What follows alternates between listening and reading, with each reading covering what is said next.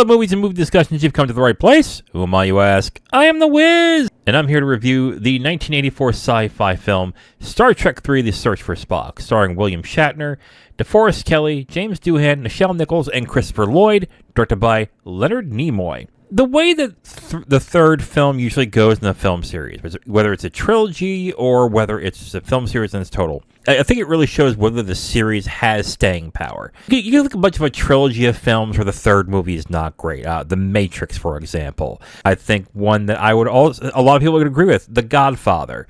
Sometimes when the film series becomes a trilogy and gets that third film, things start to go downhill because the formula is not going to withstand. It's not going to be as good. There's also third movies in a film series where they're actually really good. I think a lot of people would say the Lord of the Rings films were one of them. I would also say Indiana Jones and the Last Crusade. I think it's the best of the Indiana Jones films, but that's debatable for a lot of people. The Good and Bad and the Ugly. And, of course, I think one of the ones that I will always remember as one of the best of the series was Harry Potter and the Prisoner of Azkaban. I think we've gone over it a bunch of times with Prisoner of Azkaban, but the first two films I was very mixed on. And I was all set to just throw away the entire Harry Potter film series. I'm like, okay, this is not going to be for me. Then I saw the third one. I was like, whoa, this is what the series is going to be? Okay. So will that be how I will feel about the Star Trek film series? Let's find out. Let's get into the review of Star Trek III: The Search for Spock, directed by Leonard Nimoy. Before that, let's get into the plot. Admiral James T. Kirk, played by, of course, William Shatner, has defeated his arch-nemesis, but at a great cost. His friend Spock has apparently been killed, the USS Enterprise is being decommissioned, and Starship physician Leonard Bones McCoy, played by DeForest Kelley, has gotten ill. McCoy's odd behavior is evidence he's harboring Spock's Katra, or his animating spirit, and Kirk seeks to take the Enterprise back to the Genesis planet and find his friend. Rebuffed, Kirk takes dramatic action that results in war with deadly Klingons. So the first thing I want to talk about when it comes to Star Trek III is that this actually surprisingly moves at a very quick clip. This is about an hour and 45 minutes. I believe the last movie was about 2+ hours, and the first movie just felt like 5 hours, and you felt every minute of it. I know it was about 2 hours long, so I'm just being sarcastic. This actually was fairly entertaining, but it was also very quick. It really went at a good pace that I was very surprised by. The film did not last very long, but it didn't really feel slight either. It felt like with the story it was telling, it had the perfect amount of time to do it. What I also will say, I think one of the most interesting things about the film is its focus on Vulcan mysticism. Now, it's not overbearing throughout the entire film, but when they introduce Spock's father and about what is going on with Bones and what Spock did in order to transfer his spirit, I think it's a little more interesting than I was really expecting. And then by the end of what happens and what's going on with Spock, I think was actually the most interesting thing about the film. I don't think the action is as good. I don't think it's as exciting. I will say that the special effects were not as good as the last two films. I will also state the action is not as good either. For the special effects, I think there's only one battle in the entire movie, and it was fine, but they clearly didn't keep that much of a budget for that sequence.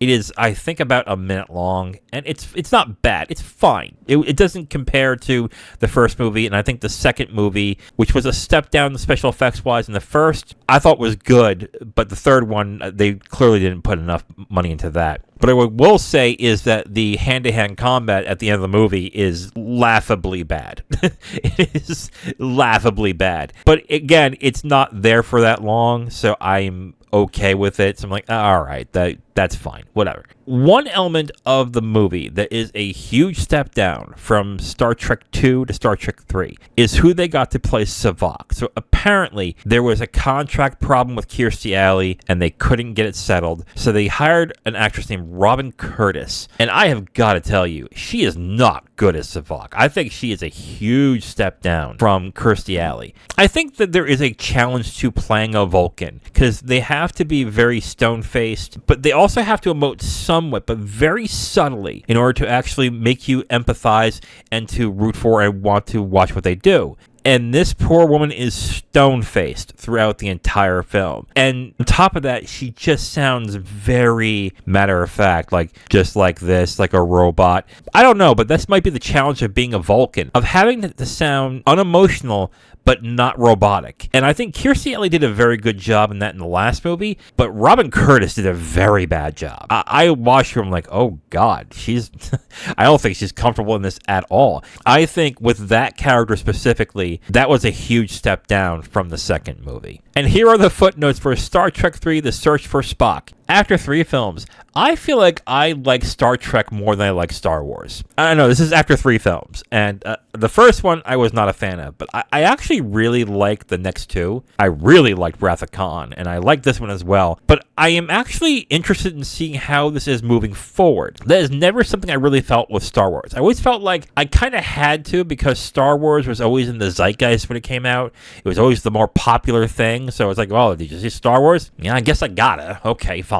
So that's what really led me to watch Star Wars, because everyone talked about it. And that's why I watched the first 3 Star Wars 4, 5, and 6 in the theaters when they were re-released in the 90s. I thought they were good. I just never was diehard into them, so I never really got into the later ones or the spin-off series. That being said, I did get into Star Wars: The Knights of the Old Republic. That was a great game. But after watching the 3 Star Trek movies, I definitely am going to plan on watching the original series. I'm definitely going to watch The Next Generation. And I also might check out some of the games, because I actually like the world that is being built here, and I like how everything is. I look at Star Trek really as intellectual militarism. If you like war movies, and you like how they're structured and everything, but you're also kind of a nerdy intellectual, I think I understand now why people like Star Trek, and I'm actually starting to enjoy it. So I'm looking forward to watching more, and probably watching some of the TV series as well. So overall, I am going to recommend Star Trek III: The Search for Spock. I think this is a good movie.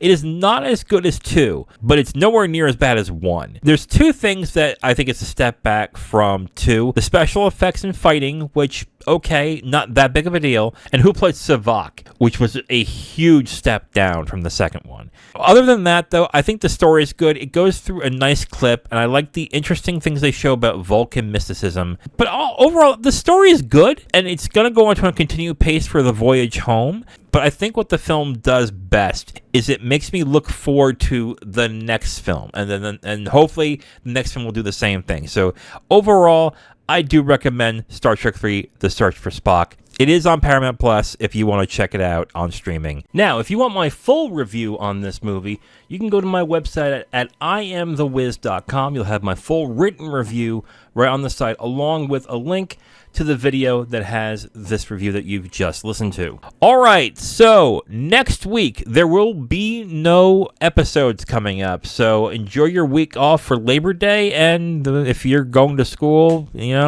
try to enjoy that. Sorry, but starting on September 10th, on Tuesday, I'll be reviewing Moonstruck, directed by Norman Jewison. On Thursday, me and Zero will be reviewing Fatal Attraction, directed by Adrian Lyne. And on Saturday, well, you know what we're going to do. We're going to continue the Star Trek film series with The Voyage Home, directed by Leonard Nimoy. Something I didn't mention in the review, I think Leonard Nimoy did a decent job directing the film. So I was pretty surprised by that, and yeah, I'm going to look forward to seeing Star Trek 4. So again, tune in Tuesday, September 10th, where I'm going to review Moonstruck, directed by Norman Jewison. Thursday, me and Zero are going to review Fatal Attraction, directed by Adrian Lyne. And on Saturday, I'll be reviewing Star Trek 4, The Voyage Home, directed by Leonard Nimoy. I am The Wiz, and I'll talk to you next time.